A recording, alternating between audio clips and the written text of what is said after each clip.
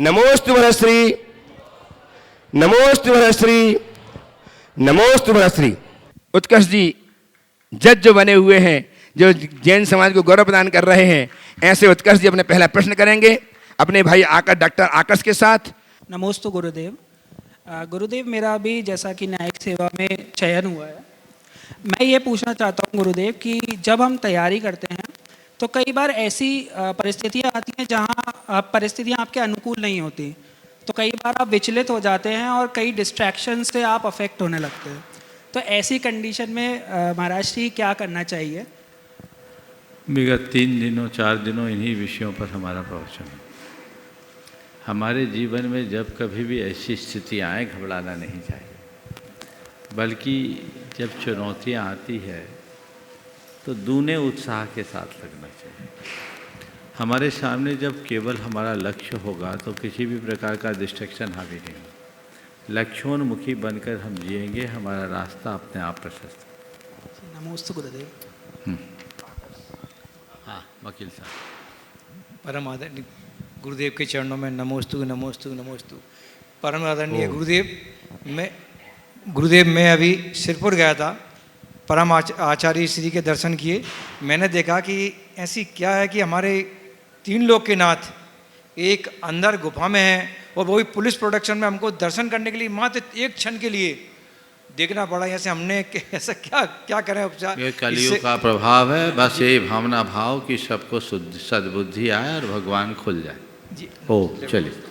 अरहत एवं अनन्या गंगवाल पौत्री लता जी गंगवाल, ट्रस्टी गुणायतन, मंत्री गुणायतन, गया। नमोस्तु महाराज जी। महाराज जी, ऐसा कहा जाता है कि हम जैसे हैं हमें वैसा ही रहना चाहिए, क्योंकि ओरिजिनल की वैल्यू डुप्लीकेट से ज़्यादा होती है। लेकिन आज के मॉडर्न ज़माने में अगर हम वक्त के साथ खुद को नहीं बदलते, लोगों के हिसाब से खुद को नहीं बदलते, तो हम अलग से हो जाते हैं या लोग हमें बैकवर्ड समझने लगते हैं। यही हम खुद को बदल लेते हैं तो हमारे आत्मसम्मान पर प्रश्न उठ जाता है। तो महाराज जी, मेरी शंका यह है कि हम बदलते वक्त के साथ खुद को कैसे ढालें कि हमारी ओरिजिनलिटी भी बरकरार रहे। पेड़ को देखा है? जब पेड़ होता है बड़ा सारा, तेज हवा चलती है, आंधियाँ आती है, पेड़ झूमता है, उसकी शाखा प्रशाखा हवा के अनुरूप झुकती है। लेकिन पेड़ का तना समझ गए? तो समय के अनुरूप अगर अपने आप को बदलना ही है तो पेड़ की भांति डालियों को झुकने दो, तना को तने रहने दो। अगर डालियों के साथ तना भी झुक जाए तो पेड़ ही उखड़ जाएगा। इसलिए तना रहता है, नाम ही है उसका तना, जो तना रहे। समझ गए ना? तो अपने व्यवहार में चाहे जो परिवर्तन करना हो करो, पर अपने उसूलों के तने को तना रहने दो, उसमें कोई कॉम्प्रोमाइज़ नहीं। चाहे धरती पूरब से पश्चिम क्यों ना आ जाए, मैं अपने मूलभूत सिद्धांतों से कभी पीछे नहीं आऊँ।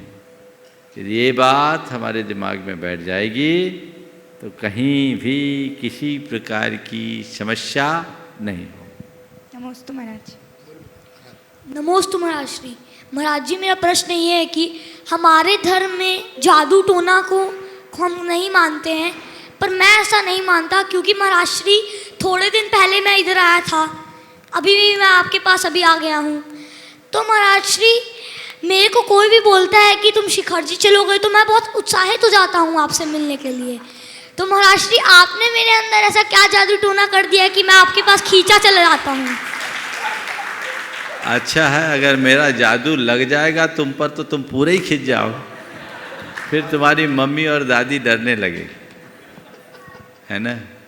देखो, दुनिया का जो जादू होता है ना, उस जादू की पोल खुलती है। उस जादू टोने पर कभी भरोसा मत करना।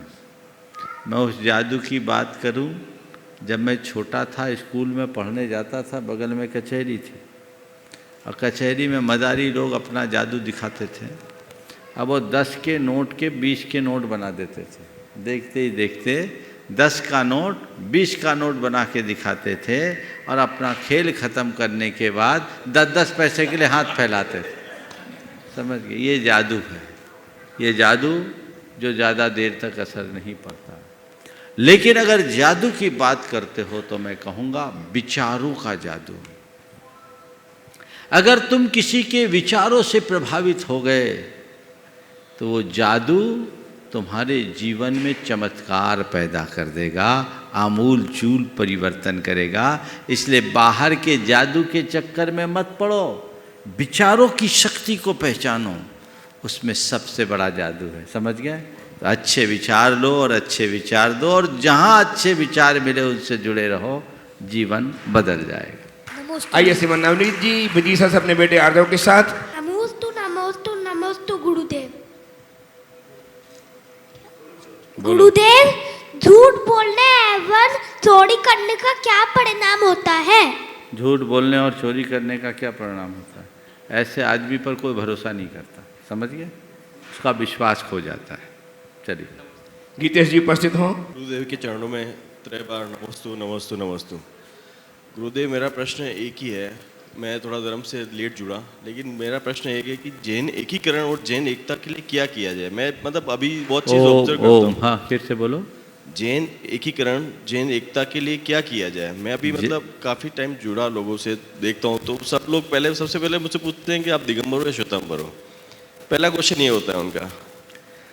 तो एक बात बताओ, एक पिता के 2 बेटे होंगे तो दोनों का नाम एक होगा कि 2? ऑब्वियसली 2 ही होंगे, लेकिन जब एक ही पहले मेरे सवाल का उत्तर दो। जी 2 होंगे बिल्कुल। कितने भाई हो तुम? 2 भाई हैं हम। दोनों भाई अलग अलग हो गए इकट्ठे? जी बिल्कुल अलग अलग। दोनों का अलग नाम, अलग पहचान? बिल्कुल ठीक है। दोनों भाई अलग रहो, बाप के नाम पर एक रहो। ये व्यवहारिक है ही नहीं कि 2 भाई एक होंगे। होंगे क्या? तुम 2 मिलकर एक नहीं हो सकते, पर दोनों एक जगह खड़े जरूर हो सकते हो। समझ गए? हम चाहे जितने भी पंथ है, परंपराएं हैं, वो एक नहीं हो सकती। पंथ ही एक हो सकते। हम अलग हों, भाई भाई हैं, बाप के नाम पर सब एक है। जब जरूरत पड़े तो सब एक है। ये रास्ता है। चलो डॉक्टर ऋषभ जी, रागनी जैन सागर से उपस्थित हों। तैयार हैं विशेष जैन, सीए प्रज्ञा जैन बहन और श्रेयस जैन इंजीनियर पिंडरई बद्रीनगरी पिंडई के साथ। नमोस्तु गुरुवर। सभी सागर समाज की ओर से आपके चरणों में सत सत वंदन। गुरुजी, मेरा प्रश्न ये है कि यदि हमारे अंदर यदि किंचित अहंकार है, छोटी मात्रा में है, तो कई बार पता नहीं चलता कि हम अहंकार कर रहे हैं या नहीं। तो कौन सी बारीकियां हैं जिससे हमें पता चल जाए कि हम अहंकार करते हैं? अहंकार मुझ में है कि नहीं, इस बारीकी को पहचानने का एक सूत्र देता हूँ। कोई तुम्हारा अपमान करे और ऐसा लगे कि ये मेरा अपमान है, अपने आप को अपमानित महसूस कर रहे हो, तो समझ लेना हमारे अंदर अहंकार। नमस्ते रागिनी। नमोस्तु महाराज जी। महाराज जी, आप बुरा मत माना, एक कहावत है, काला अक्षर भैंस बराबर। लेकिन हमारे गुरुदेव जी को इतनी कहाँ से ऐसी आई कि ऐसा ऐसा हम बना के और सभी संसार में सभी को दिखा, ऐसी परिकल्पना करी आपने, कहाँ से करी? अच्छे अच्छे डॉक्टर इंजीनियर आपके सामने फैल हैं। क्या चाहती है आपके दिल में कैसे आया ये सब? हमने काला अक्षर भैंस बराबर की उक्ति को बदलने के लिए हमने भैंस बराबर अक्षर बना दिया, ताकि काला अक्षर करने की जरूरत ही ना पड़े और सबके दिमाग में चढ़ जाए। नमोस्तु गुरुदेव। महन जी। हाँ, विशेष उसके पूर्व महन जी टेस्टी गुणायतन, बहन जी गंगवाल गैस टेस्टी गुणायतन। नमस्ते महाराज जी। व्रती बनने के बाद महाव्रती बनने के लिए क्या करना चाहिए? सलेखना भी समाप्त हो जाए। हर पल ये भावना भाव कि मुझे महाव्रती बनना है और महाव्रती बन करके सल्लेखना लेना। ये भावना भाव गए, आज नहीं कल सफल होगा। नमस्ते महाराज। आ जाएं एडवोकेट विशेष, सीए प्रज्ञा और इंजीनियर श्रेयस जैन पिंडरई से, बद्रीनगरी पिंडई से। तैयार रहेंगे डॉक्टर श्रीमान सुहास कस्तूरचंद जी शाह, श्रीमती प्रियंका सुहास शाह, ठाणे मुंबई, ट्रस्टी गुणायतन। मैं मुनि राजों के चरणों में बारंबार नमोस्तु। प्रज्ञा चिंतन परिवार की ओर से बारंबार नमोस्तु महाराज श्री। महाराज श्री, संसार में देखा जाता है कि सिवाय नास्तिकों के हर कोई किसी न किसी भगवान का भक्त और गुरु का शिष्य है। संसार में नास्तिकों के सिवाय हर कोई किसी न किसी भगवान का भक्त और गुरु का शिष्य है। तो महाराज श्री, दोनों का, भगवान का और शिष्य का, इनका संबंध, यथार्थ संबंध कैसा होना चाहिए? क्योंकि जो देखने में आता है वो मात्र औपचारिकता सा लगता है। भगवान का या आराध्य और आराधक के बीच का संबंध कैसे होना चाहिए? बहुत छोटे में उत्तर देता हूँ। अपने आराध्य को उनका अपना आदर्श मानो, उन्हें अपने हृदय में अवस्थित करो और उनकी ही प्रेरणा से अपने जीवन को आगे बढ़ाना शुरू कर दो। वो संबंध कभी नहीं बिगड़ेगा। समझ गए? हम अपने आराध्य को मानते तो हैं, पर उन्हें एक आदर्श के रूप में स्थापित नहीं कर पाते। जब हम उन्हें आदर्श के रूप में स्थापित करेंगे तभी अपने जीवन को अच्छा बना सकेंगे। प्रज्ञा। नमोस्तु महाराज श्री। महाराज श्री, पांचों इंद्रियों के अपने अपने विषय होते हैं और उन्हें नियंत्रित या कम करने की कोशिश करना चाहिए, ऐसा हम शास्त्रों में पढ़ते भी हैं और प्रवचन में सुनते भी हैं। लेकिन आज सबका फोकस सिर्फ रसना इंद्रिय पे क्यों है और सारे माता जी महाराज जी सिर्फ रसना इंद्रिय से रिलेटेड चीज़ों का त्याग क्यों कराते हैं? बाकी चार इंद्रियों को नहीं करने से चलता है क्या? देखो, होना तो चाहिए पांचों इंद्रियों में, पर लोगों की लालसा रसना में ज़्यादा दिखती है। पांच इंद्रिय में रसना इंद्रिय और कामेंद्रिय काम इंद्रिय कहलाते। स्पर्श और रसना इंद्रिय को कामेंद्रिय कहते हैं। इनकी ललक बनी रहती है। और शेष तीन इंद्रियां जो है भोग इंद्रिय है, अपनी चीज़ों को भोगती और शांत हो जाती। तो जिनमें हमारी प्रवृत्तियां ज़्यादा है उनको देखते हैं। लेकिन बिल्कुल सही कहा है, हमारा दृष्टिकोण ठीक होना चाहिए। केवल खाने पीने को त्यागने से जीवन नहीं सुधरता। हमारा जीवन तब सुधरता है जब हमारी सोच बदलती है, वृत्ति बदलती है। आध्यात्मिकता के विकास के अभाव में अंतर्मुखता नहीं होती और अंतर्मुखी हुए बिना इंद्रिय जय नहीं होता। तो अपने इंद्रियों पर विजय पाने के लिए हमें अंतर्मुखी चेतना का विकास करना आवश्यक और अपेक्षित है और उस तरफ हमें पूरा ध्यान देना चाहिए। नमोस्तु महाराज। सुहास कस्तूरचंद शाह, श्रीमती प्रियंका सुहास शाह, ठाणे मुंबई, ट्रस्टी गुणायतन। और तैयार हैं व्रती बहन शशि जी, जयहिंद कुमार जी, जैन भोपाल। दोनों मुनि राजों को मेरा और मेरे परिवार का नमोस्तु नमोस्तु नमोस्तु। गुरुवर, मेरी यह शंका है कि कर्तव्य, कार्य और कर्म का कैसा संबंध रखें? कर्तव्य, कार्य और कर्म, जो हमारा दायित्व है, जो हमारे लिए करना है, वो हमारा कर्तव्य है। जो हमारे द्वारा किया जाता है वो कार्य। अब कर्म से आपका दो आशय हो सकता है। एक आशय कि किसी भी कार्य को संपन्न करने के लिए जो हम अपनी शक्ति लगाते हो, या हमारा जो अंदर का कर्म है वो। किससे पूछ रहे हैं आप, पहले वाला या बाद वाला? सेकंड। हमारे अंदर का कर्म क्या है? देखिए, कर्म हमारे चेतना के साथ जुड़ी एक बड़ी शक्ति। हम अपने कर्तव्य का पालन करना चाहते हैं तो भी कई बार उसमें कर्म आड़े आ जाता है। कई बार हम अपने कार्य को संपन्न करना चाहते हैं, उसमें कर्म आड़े आ जाता है। और कई बार कर्म साथ भी देता है। जब कभी कर्म आड़े आए तो हमें क्या करना? कर्म के आड़े आने पर हम अपनी निष्ठा को प्रगाढ़ बनाएं और कर्म को के शमन के लिए सचेष्ट हो जाएं। यदि हम कर्मों के शमन में सचेष्ट हो जाते हैं तो कार्य की बाधा भी दूर होती है और हम कर्तव्य को पूरा करते हैं। जहाँ तक कर्म का सबल है, हमें पता नहीं कि हमारा कर्म कैसा है, लेकिन हमारा कर्तव्य क्या है इसका हमें हर पर पता रहना चाहिए और उसी के अनुरूप अपने जीवन को बढ़ाना चाहिए। नमोस्तु गुरुवर, नमोस्तु नमोस्तु। उपस्थित हैं व्रती बहन शशि जी श्रीमती श्रुति जैन पिंडरी के साथ। नमोस्तु महाराज श्री, नमोस्तु महाराज श्री, नमोस्तु महाराज श्री। महाराज श्री, आप हमेशा कहते हो कि मनस्थिति के ऊपर परिस्थितियों को हावी नहीं होने दो, लेकिन महाराज श्री अपन उसके लिए बहुत सकारात्मक सोच भी करते हैं, लेकिन ये समझ में नहीं आता कि एक व्रती के लिए या व्रती के प्रति कितना झुक करके रहना चाहिए। व्रती को अव्रती के प्रति कितना झुकना चाहिए। देखिए, झुकना नहीं झुकना अपनी जगह है, लेकिन अव्रती को झुकाने की चेष्टा भी नहीं करना चाहिए। आप व्रती हो, सामने वाला अव्रती है, और यदि हमारे विचार एक दूसरे से नहीं मिल रहे तो उसको उसके हाल पर छोड़ दें, अपना काम करते रहे और अपना काम करके अपने जीवन को आगे बढ़ाएं। हम उसके साथ टोका टाकी ना करें। दो बातें देखने में आती है, अव्रती व्रतियों का साथ नहीं देते और दूसरी तरफ व्रती अव्रतियों के प्रति तिरस्कार का भाव करते हैं, उन्हें तुच्छ मानते हैं अथवा उन पर अपना व्रत थोपना चाहते हैं। इससे तालमेल बिगड़ जाता है। मैं व्रती हूँ तो मैं व्रती हूँ, मेरा घर व्रती हो ये कोई ज़रूरी नहीं ना।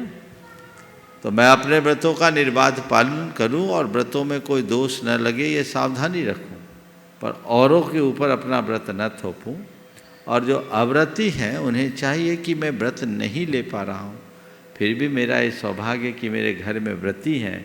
यदि मैं खुद व्रत नहीं पाल पा रहा हूँ तो जो व्रत पाल रहा है उसको कुछ तो सहयोग दूँ। ये सहयोग भी मेरे व्रत पालन की पात्रता को बढ़ाएगा और मेरे जीवन की उन्नति का आधार बने। हाँ, पिंडरी से जल्दी तो पूछने राजों के और तैयार है। कोटि से नमोस्तु नमोस्तु नमोस्तु प्रज्ञा चिंतन परिवार की तरफ से नमोस्तु नमोस्तु नमोस्तु।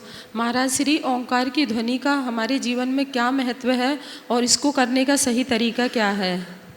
देखिए, ओंकार एक बहुत बड़ी ध्वनि है। इसको नाद बोलते हैं, प्रणव नाद, जो सीधे हमारी नाभि से उत्पन्न होती है। हर तंत्र को प्रभावित करते हुए हमारे मस्तिष्क के एक एक रंध्र में गूंजती है और ओंकार के नाद से हमारे अंदर एक बहुत बड़ा सकारात्मक परिवर्तन होता है, क्योंकि ओंकार नाद सकारात्मक ऊर्जा को उत्पन्न करती है। हमारे 24 तीर्थंकरों की जो दिव्य ध्वनि है ओंकारमय है। ओंकार को वांग्मय का सार माना जाता है। ओंकार को पंच परमिष्टि का प्रतीक माना जाता है। हमें पता है अरहंत का सिद्ध अशरीरी कहलाते, उनका आ, आचार्य का आ, उपाध्याय का उ और मुनियों का म मिलाने से ओम होता है। ओंकार में अधोलोक का अ, ऊर्ध्वलोक का उ और मध्यलोक का म मिला देने से 3 लोक समाहित होता है। तो इससे जो ध्वनि का प्रस्फोट होता है वो सकारात्मक ऊर्जा को विकसित करता है। हमारे मन का अवसाद दूर होता है, हमारी तंद्रा दूर होती है, हमारे अंदर की एकाग्रता विकसित होती है। तो अब रहा सवाल ओंकार का नाद कैसे करें। ओंकार का जब कभी भी उच्चारण करें, नाभि से आवाज़ को उठते हुए देखें, नाभि से हृदय तक आए तो आ, फिर उसके बाद ओ, ओठ में आए ओ और मस्तिष्क में आए तो म। ओम हम लोग बोलते हैं ना,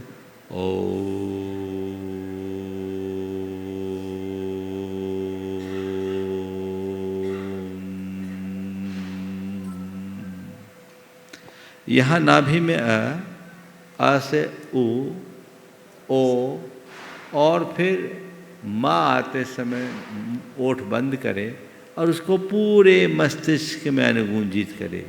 ये ध्वनि है नाद। इससे जितने इत्मीनान ओम ऐसा बोलना अलग है।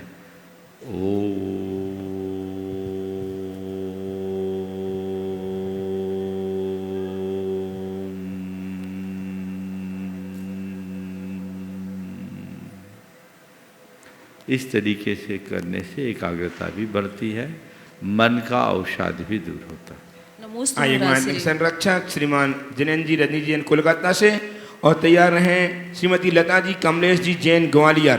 दोनों महाराज जी के चरणों में बारंबार नमोस्तु नमोस्तु नमोस्तु। महाराज जी, आज मैं दो संबंधित परिवारों से रिलेटेड कुछ आपसे मार्गदर्शन चाहता हूं, जैसा उन्होंने चाहा है।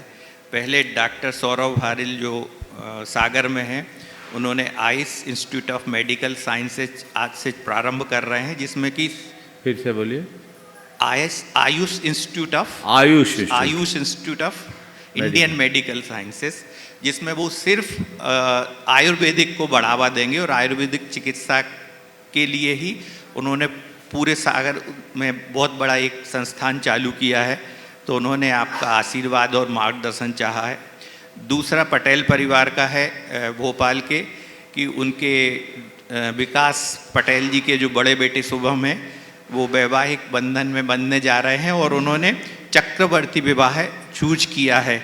तो आपका आशीर्वाद और मार्गदर्शन दोनों परिवारों को। देखिए, दोनों के लिए बहुत बहुत आशीर्वाद। सौरभ खुद एक बहुत अच्छे चिकित्सक हैं, आयुर्वेद के चिकित्सक हैं, मुझे बहुत प्रसन्नता है। Ayush institute of Indian medical science बहुत अच्छा कार्य है। इससे हमारे आयुर्वेद को बढ़ावा मिलेगा। हमारे गुरुदेव का तो मिशन ही यही। तो हमें इस कार्य के लिए वो आगे बढ़ रहे हैं। मेरा बहुत बहुत आशीर्वाद, ऐसे ही बढ़े। और दूसरी बात, पटेल परिवार से विकास का बेटा, क्या नाम है बेटे का? शुभम, जो इंजीनियरिंग किया था, CA किया। बहुत सुंदर। चक्रवर्ती विवाह एक बहुत उत्तम शुरुआत है। बहुत सारे युवकों में रुझान है। दरअसल विवाह तो ऐसा ही होना चाहिए, आडंबर शून्य विवाह। धर्म क्षेत्रों में, भगवान के दरबार में, देवगुरु धर्म के सानिध्य में अगर इस तरह का विवाह होता है तो इससे अच्छी बात कोई नहीं है। हमारी शास्त्रीय मर्यादा भी यही है। आजकल लोगों ने डेस्टिनेशन मैरिज के नाम पर 5 स्टार होटलों में जिस तरह के विवाह आदि के कार्यक्रम प्रारंभ कर दिए हैं, जहां घोर हिंसा और अन्य प्रकार के पाप के कार्य होते हैं, उस जगह किया गया विवाह का कार्यक्रम कतई उचित नहीं है। मेरा बहुत बहुत आशीर्वाद है। जो लोग भी करे, मैं युवाओं से कहता हूँ, समाज में बदलाव की आवश्यकता है और जो बदलाव होता है वो एक युवा ही कर सकता है। यदि पढ़े लिखे युवा, संभ्रांत घराने की युवा ठान ले कि हम इस आडंबर को ख़त्म करेंगे। पहले विवाह शादी में खर्च होता था तो वो खर्चा लड़का लड़की के ऊपर होता था। अब सारा खर्चा वेन्यू पर होता है, कैटरिंग पे होता है। तो ये व्यर्थ है, वेस्टेज है, वो एक दिन से ज़्यादा उसकी वर्थ नहीं। अगर हम इन सब आडंबरों को ख़त्म करें, धर्म स्थलों में इस तरह के विवाह के मन के साथ संपन्न करने लगे तो पाप से भी बचेंगे, सारे आडंबरों से बचेंगे, अनावश्यक खर्चे से बचेंगे। जो खर्चा उधर करना है वो खर्चा अच्छे कार्य में करो, ज़्यादा अच्छा है। मेरा इस परिवार के लिए बहुत बहुत आशीर्वाद। नमोस्तु। आइए श्रीमती लता जी कमलेश जी जैन ग्वालियर और तैयार है श्रीमान अनिल जी जैन कोटा राजस्थान। दोनों मुनिवर के चरणों में नमोस्तु नमोस्तु नमोस्तु। मेरा परिवार के गोपालचल परिवार की ओर से नमोस्तु नमोस्तु नमोस्तु। हे मुनिवर, हमने सौभाग्य प्राप्त किया है सिद्धवरकूट में भगवान विराजमान करने का शहदकूट में। तो महाराज जी, हमको ही मौका मिलेगा या फिर प्रतिमा को विराजमान करने का? आइए ना, आप तो जब पंचकलालक होगा तो आइएगा, अपने हाथ से विराजमान करने का सौभाग्य पाइएगा। इससे अच्छी बात क्या है। बहुत बढ़िया। प्रश्न हो गया। अनिल जी कोटा से उपस्थित हो। पूज्य गुरुवर के चरणों में नमोस्तु नमोस्तु नमोस्तु। पूज्य गुरुवर, मेरा प्रश्न है, कोटा में हम सामाजिक और धार्मिक कार्य में सतत संलग्न रहते हैं, पर कार्य करते समय वरिष्ठ जनों को थोड़ा सम्मान देना पड़ता है। इसके कारण से युवा पीढ़ी उन कार्यक्रमों से जुड़ नहीं पाती है, क्योंकि वरिष्ठ को अधिक सम्मान मिल पाता है। तो ऐसा क्या करें जिससे युवा पीढ़ी हमारे साथ जुड़? वरिष्ठ लोगों को सम्मान दो और युवाओं को प्रोत्साहन। वरिष्ठों के सम्मान से किसने रोका? सम्मान जी भर कर दो, लेकिन बड़ों को सम्मान देने के साथ साथ छोटों को प्रोत्साहन तो दो। और एक रास्ता बताता हूँ, बड़ों का सम्मान बड़े न करके छोटों से करवा दो, एक पन दो काज हो जाएगा। दोनों पीढ़ियों तुम लोग क्या करते हो? सारी मलाई अकेले डकारते हो, अवसर ही नहीं देते। तो अगर किसी को अवसर न दिया जाए, युवा पीढ़ी को प्रोत्साहन न मिले, तो रास्ता कैसे प्रशस्त होगा? अवसर देना चाहिए। नमस्ते। समता रायवाकर निहार नेहा पुणे उपस्थित हो। महाराज जी, आपके चरणों में त्रिवार नमोस्तु। मेरा प्रश्न ऐसा है कि जब भी मुझे कोई चिढ़ाता है तब मुझे बहुत गुस्सा आता है, तो मैं उसे कंट्रोल कैसे करूं? चिढ़ कैसे बनती पता? क्यों चिढ़ते हो? क्योंकि वो मुझे चिढ़ाता है। मुझे ऐसा सुनो, एक कहानी सुनाओ। चिढ़ कैसे बनती? एक लाला जी थे और एक मुल्ला जी थे, दोनों बड़े मित्र थे। लाला जी साहित्यकार थे और मुल्ला जी बड़े विनोदी, बड़े अच्छे सामाजिक व्यक्ति थे। दोनों की मित्रता थी। और लाला जी जब कभी भी मुल्ला जी के यहाँ बैठते तो मुल्ला जी उनसे बड़ी चर्चाएं करते थे और लाला जी उनको अच्छा सम्मान देते थे, उत्तर देते थे, समाधान देते थे। एक दिन चर्चा करते करते बातचीत जब भी आए, वो लाला जी जो बहुत अच्छा मुरब्बा बनाते थे, मुरब्बा, और मुरब्बा जब कभी जाए तो उनको मुरब्बा खिलाते थे। मुल्ला जी मुरब्बा बनाते थे, लाला जी को मुरब्बा देते थे, बहुत अच्छा लगता था। एक रोज़ क्या हुआ, बातचीत के क्रम में मुल्ला जी ने लाला जी से पूछा कि अजी ये चिढ़ कैसे बनती है? चिढ़ कैसे बनती है? ठीक है, फिर कभी बता दूंगा, फिर कभी बता दूंगा। और बातचीत चालू करते करते उन्होंने कहा, ठीक है मुल्ला जी, आज क्या बात है, मुरब्बा खिलाने का इरादा नहीं दिखता आपका? अजी लाला जी क्या बताऊं, बहुत शर्मिंदा हूँ, आज ही मुरब्बा ख़त्म हो गया, आप अचानक आए, कैसे खिलाऊं? ठीक, थोड़ी देर बात और आगे बढ़ी। फिर बोले, मुल्ला जी मुरब्बा आप भूल ही गए लगता है। अरे नहीं नहीं लाला जी, कैसे बात कर रहे हो? अरे मैं आपसे कभी जब आते सबसे पहले आपके सामने रखता, मुरब्बा है ही नहीं। 5-7 मिनट और बीते। फिर लाला जी ने कहा, लगता है आज आपको मुरब्बा खिलाने का इरादा ही नहीं है। अरे लाला जी कहाँ, आप भी लगे, मैंने आज ही बरनी धोई है, बरनी दिखा दूँ आपको, होता तो मैं देता नहीं। वो घर आ गए। आते समय बोले, मुल्ला जी जा रहा हूँ बगैर मुरब्बा के। बोले हद हो गई जी, आप मुरब्बा रख रखे। हम क्या आए, घर आए। घर आने के बाद अपने नौकर को बोला, जाओ लाला जी मुल्ला जी के पास जाना और कहना लाला जी ने मुरब्बा मंगाया। मुल्ला जी के पास गया, बोला जाओ लाला जी कहना कि लाला जी ने मुरब्बा मंगाया। वो नौकर गया, क्या मुल्ला जी? बोले क्या बात है? बोले मुल्ला जी क्या बात है? बोला लाला जी ने मुरब्बा मंगाया। आप एकदम तब क्या हो गया, बिल्कुल पागलपन मचा रखा है, कब से बोल दिया कि मुरब्बा नहीं है, मुरब्बा नहीं है, मुरब्बा नहीं है, फिर भी मुरब्बा मुरब्बा मुरब्बा, मुल्ला जी मुरब्बा कर रहा है। नौकर बेचारा उल्टे पाँव आ गया। मालिक ने कहा, अरे तुम नहीं जानते, तुम खाली हाथ गए इसलिए नहीं है, एक कटोरा ले जा। और कटोरा दिखा के बोलना कि मुल्ला जी मुरब्बा, लाला जी ने मुरब्बा मंगाया है। वो बेचारा कटोरा लेके गया, मुल्ला जी की तरफ आगे बढ़ाया और मुल्ला जी मुरब्बा बोला नहीं कि वो लाठी लेके चलते थे, लठिया लेके दौड़ पड़े। अब दौड़ पड़े एकदम से उसको मारने के लिए, तो वो बोल रहा मुल्ला जी मुरब्बा, और वो लाठी लेके पीछे आए। लोगों ने देखा, रे इनको मुल्ला जी मुरब्बा बोलते हैं तो लाठी लेके दौड़ते हैं। सब बोलने लगे मुल्ला जी मुरब्बा, मुल्ला जी मुरब्बा, मुल्ला जी मुरब्बा। अब वो एकदम तो आग बबूला हो गए, लोगों पत्थर मारना शुरू कर दिए, ढेला मारना शुरू कर दिए। हफ्ता भर बाद लाला जी जब मुल्ला जी के यहाँ पहुँचे तो मुल्ला जी ने एकदम तमतमाते हुए पूछा कि क्या बना रखा था लाला जी आपने उस दिन, तो क्या तमाशा कर दिया? बोले मैंने क्या तमाशा किया? बोले आप क्या बोल रहे थे उस दिन? बोले मैंने क्या बोला था? बोलो अब बोले कैसे? बोले मैंने क्या बोलवाया, मैंने तो कुछ नहीं। बोले देखो सब पूरा गांव क्या बोलता है, क्या बोलता बताओ तो। क्या बोलता? मैं बोलूंगा क्या बोलता है। बोले क्या हो गया, आपने क्या कर दिया? बोला मैंने कुछ नहीं किया भाई, मैंने तो आपके प्रश्न का उत्तर दिया। ये कोई उत्तर है? बोले हाँ भाई यही उत्तर। आपने पूछा था चिड़ कैसे बनती है, मैंने चिड़ बना के बता दी, मुल्ला जी मुरब्बा। समझ गए? तो चिड़ से बचना है। तो जो तुम्हें कुछ बोले उसको अनसुना करो। वो तुम हो ही नहीं तो चिढ़ते क्यों? चिढ़ाने वाले को नहीं रोका जा सकता, चिढ़ने से बचा जा सकता है। समझ गए? तो ये फार्मूला याद रखना। मुल्ला जी बोलो बोलो, मुरब्बा। वाह, मुल्ला जी मुरब्बा हो गया। बस ये बात ध्यान में रखोगे, मजा ही मजा आएगा। चलिए। उपस्थित हैं प्रियंका अविनाश जी अनिका पुणे अपनी पुत्री के साथ, और तैयार हैं कांतिलाल जी मेहता मुंबई। नमोस्तु महाराज जी।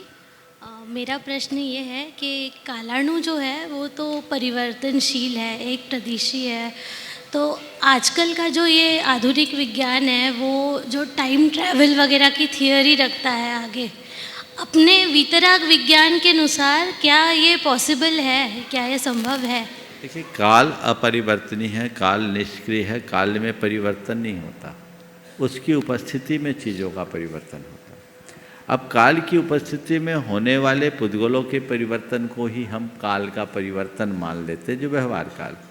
जैसे चाक है, वो अपनी एक्सिस पे घूमता है, पर एक्सिस नहीं घूमता, नहीं घूमता ना, वो एक जगह है। काल की भूमिका वही है, काल स्वयं वर्तमान है, उपस्थित है, उसका आश्रय पाकर चीज़ें बदलती है। तो चीज़ों के बदलने से हम व्यवहार में काल का मान करते हैं, जो अत्यंत सूक्ष्म। साइंस जो बोलता है व्यवहार काल की दृष्टि से मान है। मतलब ये काल बदला है, व्यवहार है। तो अपने जैन शास्त्रों के अनुसार टाइम ट्रैवल पॉसिबल है? व्यवहार काल, व्यवहार काल के अनुसार। ओके, निश्चय काल नहीं बदलता।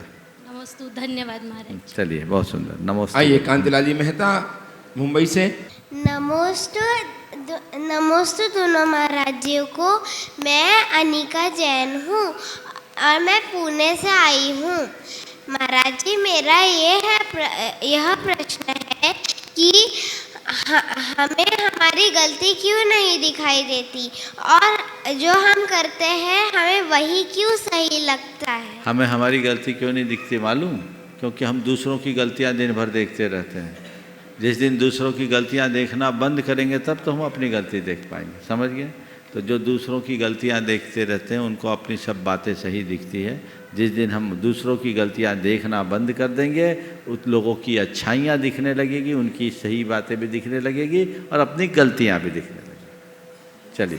आइए कांतिलाल जी मेहता मुंबई से, तैयार हैं सुशील कुमार जी हेरवाड़े। महाराज जी, एक क्वेश्चन और लोग, हाँ चलो बोलो। नमस्ते महाराज जी, आज लगभग 25 साल बाद आपसे मिल पा 97 में आपका वर्णी कॉलोनी चतुर्मास था, उसके आज आपके दर्शन करने का मौका मिला है। बोलो। तो हाँ। नमस्ते। तो महाराज जी, क्या होता है कि मतलब सभी को खुश कैसे रख सकते हैं? खुद मतलब खुश रहो तो सबको खुश रख सको। नहीं, बट महाराज जी होता है ऐसे कि परिस्थिति हमें जो सही लगता है वो दूसरों के लिहाज से सही जरूरी नहीं है ना। देखो, एक वाक्य में इसका उत्तर देता हूँ। सभी को खुश रख पाना मेरे हाथ में नहीं है, पर किसी की खुशी में मैं बाधा न बनूं ये मेरे हाथ में। समझ गए? यथासंभव हम ऐसा करें, और जब तक हम खुद खुश रहने की कला विकसित नहीं करेंगे औरों को खुश नहीं रख पाएंगे। चलिए। कांतिलाल जी मेहता मुंबई से उपस्थित हो, तैयार हैं शीतल कुमार जी हेरवाड़े, दूधगांव, महाराष्ट्र। नमस्तु नमस्तु नमस्तु गुरुदेव। ऐसा देखने में आता है कि उम्र होने के बाद ही कर्म का उदय तीव्र क्यों होता है? उम्र होने के बाद कर्म का उदय तीव्र क्यों होता है? गाड़ी पुरानी होने के बाद सर्विसिंग मांगती है कि नहीं मांगती? बोलो। फ्रेश गाड़ी को सर्विसिंग नहीं लगती। गाड़ी जब पुरानी होती है, इंजन बैठने लगता है जल्दी, सर्विसिंग मांगता है। इसलिए पुरानी गाड़ी को हिसाब से चलाना शुरू कर दो तो कर्म भी नियंत्रित होगा। अब तुम जवानी की तरफ बुढ़ापे में दौड़ोगे तो बिस्तर पकड़ोगे और क्या। इसलिए जवानी में जोश में जी लिया, बुढ़ापा होश में जीना सीखो। जीवन के प्रति होश होना चाहिए। बेहोशी में मत जियो, तंद्रा में मत जियो, सावधानी और सजगता के साथ जियो। अपने बुढ़ापे को वरदान बनाने की चेष्टा करो, जीवन तब धन्य। नमस्ते नमस्ते नमस्ते। आइए शीतल कुमार जी हेरवाड़। महाराज श्री जी नमस्ते। बोलिए। नमस्ते। महाराज श्री जी,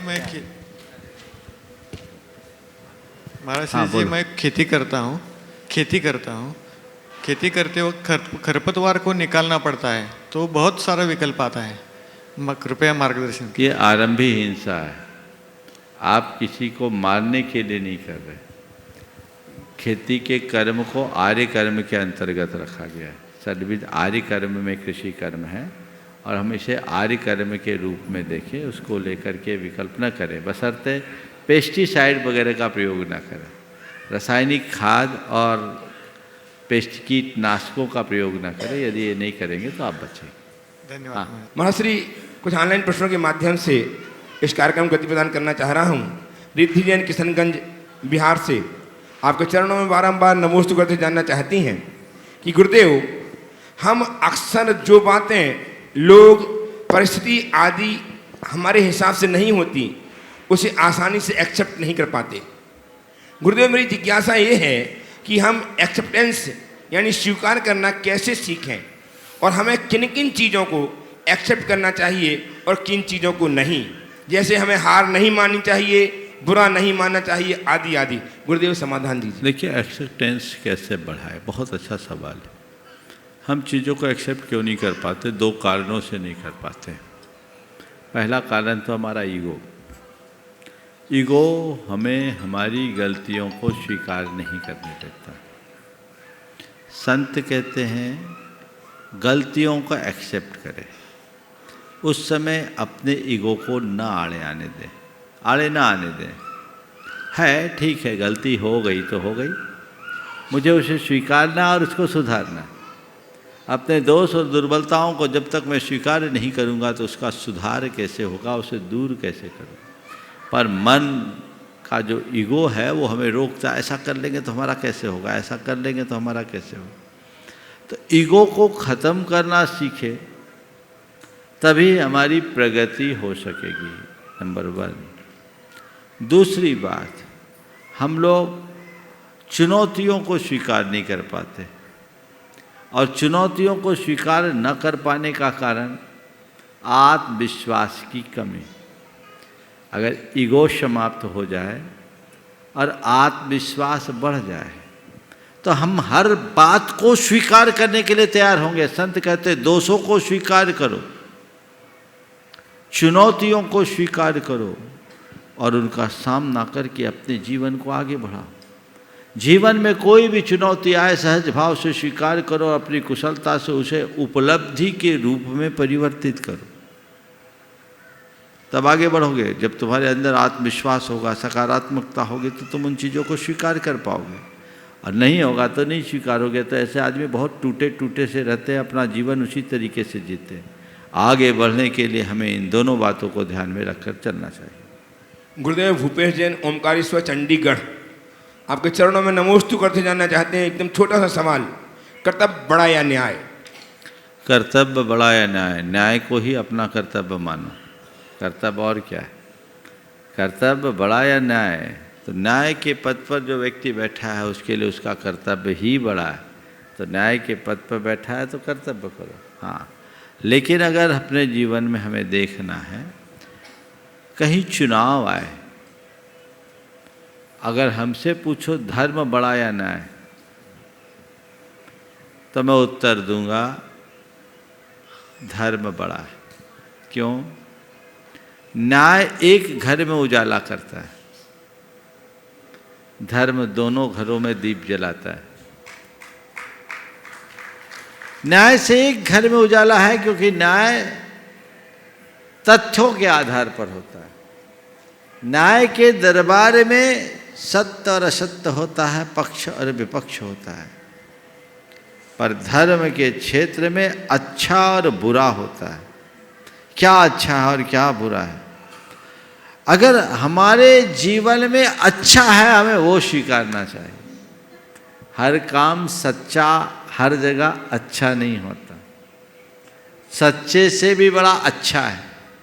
तो हम धर्म को जब देखते हैं तो धर्म की दृष्टि से देखें और अपने जीवन को उसी अनुरूप आगे बढ़ाने की कोशिश करें। प्रश्न गुरुदेव, एक ऑनलाइन प्रश्न और, भोपाल से अपने नाम न बताने की निवेदन करते हुए गुप्त नाम से आया है। गुरुदेव, बड़ी हिम्मत करके है शंखा रख रहा हूँ, मैं लगभग 6 साल से एक सरकारी नौकरी में हूँ। इस नौकरी की नियति ऐसी है कि यहाँ सब लोग सब प्रकार के हथकंडे, छल कपट, सब प्रकार के झूठ आदि का प्रयोग करके धन अर्जित करने में लगे रहते हैं, परंतु ना तो मुझसे ऐसा कुछ हो पा रहा है और इस माहौल में रहते हुए मुझे घोर डिप्रेशन हो चुका है। अगर मैं थोड़ा बहुत भी कुछ करूं ना करूं तो लाइफ और ज़्यादा मुश्किल हो जाएगी। मेरा परिवार भी मुझसे बहुत परेशान है। मेरी स्थिति अत्यंत गंभीर है जिसे मैं पूरी तरह से यह बयान नहीं कर सकता। कोई उपाय काम नहीं आ रहा है।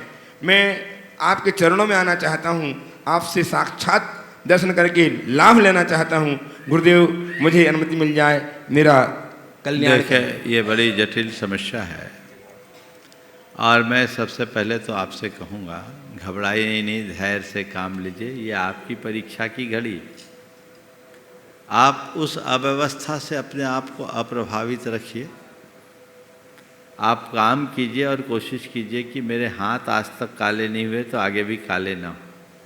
साफ सुथरी ज़िंदगी जिए और उसके लिए परिवार के लोगों को वैसी प्रेरणा दें। मैं एक ऐसे उच्चाधिकारी को जानता हूँ जो एक ऐसे विभाग में थे जहाँ बिना पैसों के कोई काम नहीं होता, ऐसा कहा जाता है। लेकिन वो व्यक्ति बड़ा ईमानदार, एक पैसा गलत तरीके से अर्जित नहीं करता। उसकी ये प्रवृत्ति थी। उसके कारण उसकी धर्मपत्नी और उसके बच्चे भी उससे नाराज थे, क्योंकि अपने वेतन पर कितना चला पाएगा, घर वालों की रिक्वायरमेंट को पूरा नहीं कर पाता। एक दिन उसने अपने पूरे परिवार को कह दिया कि घर चलाना मेरी जिम्मेदारी है, मैं उससे पीछे नहीं भागता, लेकिन मैं इसके लिए पाप नहीं कर सकता। मेरी कोशिश है मैं अपने ऊपर कम से कम खर्च करके जो कमाता हूँ आपके लिए देता हूँ, आप इसको चलाओ। और यदि आपको इसमें तसल्ली नहीं है तो आप सबसे निवेदन है, पैसा ही आपके लिए ज़्यादा जरूरी, आप भी मेरे साथ कमाने लगो पर मुझे बाध्य मत करो।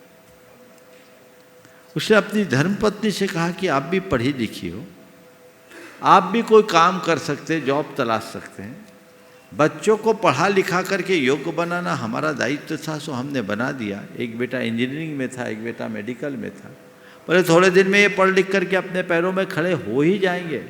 मैं रिटायर होऊंगा, मुझे पेंशन मिलेगी, मैं मर जाऊंगा तो तुम्हें मिलेगी। किसके लिए हाथ काले करना है? अपनी इच्छाओं को नियंत्रित करो। जो मनुष्य अपनी इच्छाओं को नियंत्रित करने में सक्षम होता है, उसके लिए कभी कोई गलत हथकंडे अपनाने की ज़रूरत नहीं पड़ती। और जो लोग अनियंत्रित इच्छाओं के साथ जीते हैं, उनको कभी संतुष्टि नहीं मिलती। तो मैं तो इनसे यही कहूँगा, जो उदाहरण मैंने प्रस्तुत किया है उस उदाहरण के अनुरूप देखो। और सबसे पहली बात, अपने मन में अपने प्रति संतोष होना चाहिए। और नहीं समझ में आए तो हमें दूसरी संभावना को तलाशना चाहिए। एक ऐसे सज्जन जिन्होंने IRS में सिलेक्शन होने के बाद अपनी नौकरी त्यागी, उनको लगा कि यहाँ हाथ काले करने पड़ेंगे, उन्हें नौकरी को ठुकरा दिया और आज वो एक बहुत बड़ी कंपनी के मालिक हैं, अपना काम कर रहे हैं और सब कुछ बुक्स में।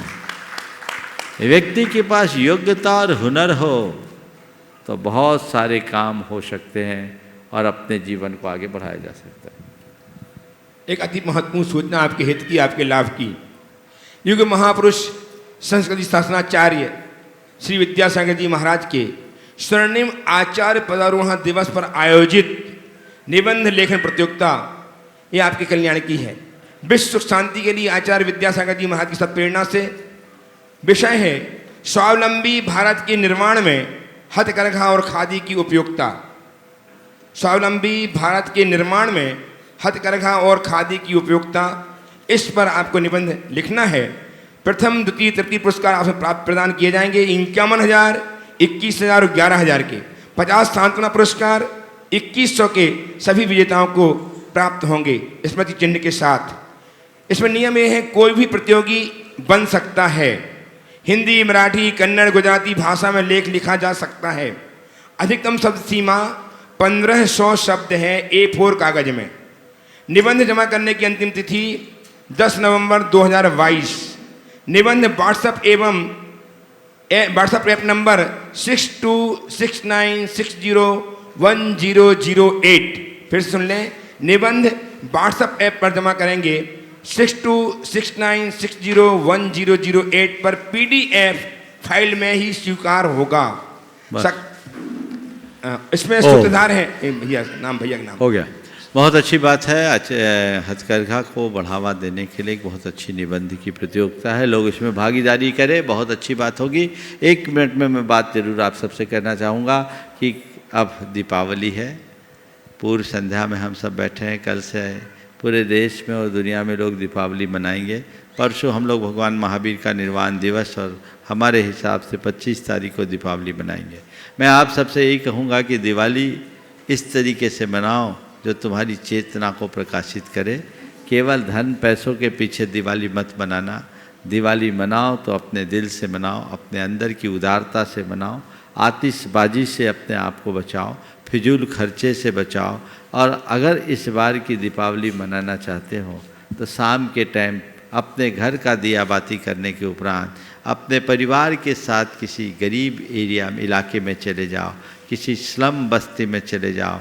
देखो किस घर में आज चूल्हा नहीं जला, उस घर में जाकर दीप जलाओ, बच्चों को मिठाई खिलाओ, उनके लिए खुशियाँ बांटो।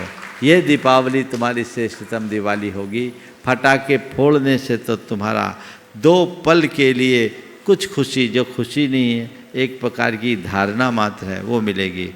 लेकिन इस तरह का कार्य करोगे तो जो तुम्हारे मन में प्रसन्नता होगी उसे कोई भुला नहीं सकता। सकारात्मक तरीके से दीपावली मनाएं। और बहुत सारे लोग जुआ वगैरह खेलते हैं, ऐसी प्रवृत्ति न अपनाएं। भगवान महावीर के आदर्शों के अनुरूप चले तो हम अपने जीवन को सफल और सार्थक बना सकेंगे। समय आप सबका हो गया, यहीं पर विराम। बोलिए परम पूज्य आचार्य गुरुवर श्री विद्यासागर जी महाराज की जय। जय जय परम पूज्य महामनोमय प्रमासागर जी महाराज की।